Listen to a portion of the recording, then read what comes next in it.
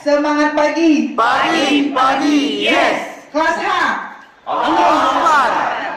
Seru. Tepuk tangan semangatnya Pak Bertani. Terima kasih. Mampir di Biren beli oleh-oleh. Aduh. Pak, di Biren itu ada keripik. Tahu. Ada apa lagi Pak di sana Pak oleh-olehnya? Ada sari, apa lagi? Dodol. Oh, ada mie dodol di sana ya. Apa lagi Pak? Mie pangsit. Kue pangsit. Banyak tuh Biren. Nanti kalau pulang Bu beli oleh-oleh di Biren ya. Ya. Itu aja promosi pantunnya Pak. Penguatan kapasitas aparatur desa. Tujuannya aparatur desa dapat mengetahui tupoksinya masing-masing. Kemudian yang kedua, kegiatan yang ingin kami lanjutkan nantinya Kamtibmas. Ini singkatan. Keamanan. Saya yakin semuanya tahu. Jadi tujuan kami, desa kami tertib dan aman, Damai. tanpa Ada. bullying. Disitulah tujuan kami. Kemudian yang ketiga, sosialisasi pencegahan stunting. Ini tujuannya masyarakat kami, orang bapak nggak tahu, masyarakat kami bebas dari penyakit itu. Itu. Sasarannya masyarakat. Kalau penyakit yang panjang-panjang, Keding. sasarannya masyarakat waktu pelaksanaan, karena tahun ini PNKB, bukan tahu ke?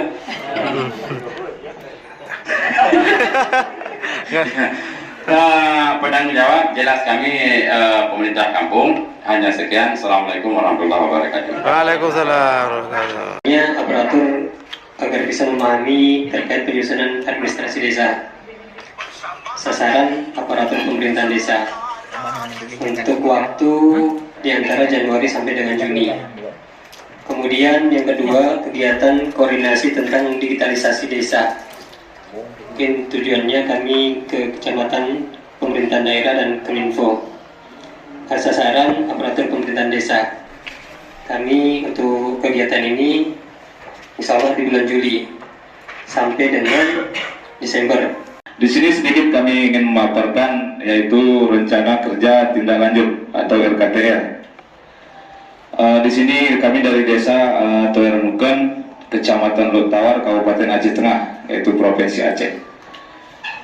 Yaitu yang pertama itu sosialisasi mengenai tapal batas dengan pemerintahan desa. Di sini sudah kita bahas kemarin. Mungkin tujuannya supaya masyarakat mengetahui aturan-aturan desa dan menegaskan tapal batas, mana batas desa kita sebenarnya. Yang pertama adalah pembuatan peta untuk desa, Bu.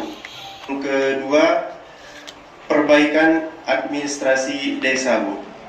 Kemudian yang keempat, pelatihan kepada kader posyandu dan sosialisasi kepada masyarakat. Sosialisasi tujuannya agar pemerintah desa lebih memahami tentang peraturan desa dan undang-undang desa yang telah diatur oleh pemerintah. Kemudian sasaran adalah pemerintah desa waktu pelaksanaan bulan Januari 2024, penanggung jawab kepala desa. Kemudian kegiatannya membuat koordinasi dan menyusun RPJMDes. Tujuannya menginformasikan agar cara penyusun RPJMDes-nya sesuai dengan tujuan yang dimaksud, sesuai dengan kegiatan-kegiatan yang diusulkan oleh masyarakat. Sasaranlah pemerintah desa. Waktu pelaksanaannya adalah bulan Februari 2024. Tanggung jawab kepala desa. Kemudian kegiatan menyusun laporan keuangan. Tujuannya supaya desa dapat tertata laporan keuangan dengan benar. Di kami sosialisasi yang pertama kegiatannya tujuannya untuk dimengerti oleh masyarakat desa. dan kemudian sasarannya pemerintah desa. Waktu pelaksanaan Januari tahun 2024. Penanggung jawab adalah kepala desa. Dan yang kedua, berkoordinasi, tujuannya untuk lebih dimengerti oleh pemerintahan kecamatan. Dan yang ketiga, berkoordinasi pihak kabupaten untuk menuntaskan batas desa.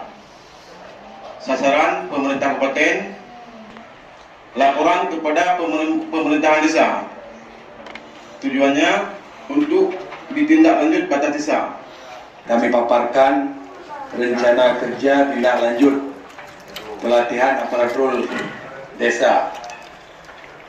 Yang pertama, sosialisasi agar masyarakat mengetahui dasar hukum tentang Undang-Undang Desa Nomor 6 Tahun 2014, yang mana undang-undang ini tentang penyelenggaraan pemerintah, Undang-Undang Nomor 6 Tahun 2015 tentang penyelenggaraan pemerintah desa, pelaksanaan pembangunan, pemberdayaan masyarakat, dan lain-lain. Sasaran pemerintah kampung waktu Januari 2024. Penanggung jawab kepala desa. Yang kedua, koordinasi membuat peraturan desa. Tujuan penyampaian tentang cara membuat peraturan desa dan peraturan bersama kepala desa. Sasarannya pemerintah kampung waktu pelaksanaan bulan Januari 2024. Kami dari Desa Lancuk Bungo, Kecamatan Pemimbang, Kabupaten Durian, ingin menyampaikan dan ingin memaparkan sedikit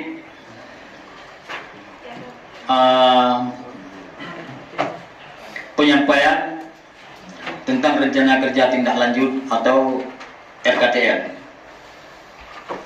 Yang pertama, kegiatan penguatan peningkatan kapasitas aparatur desa untuk mencapai tujuan dan untuk mengetahui tupoksi yang masing-masing di antara tugas-tugas yang sudah dibebankan oleh SK masing-masing. Kemudian yang kedua, penyelesaian konflik tanah warga untuk tujuan kepastian kepemilikan batas-batas tanah ataupun batas-batas wilayah kami dengan pihak yang kesebelahan.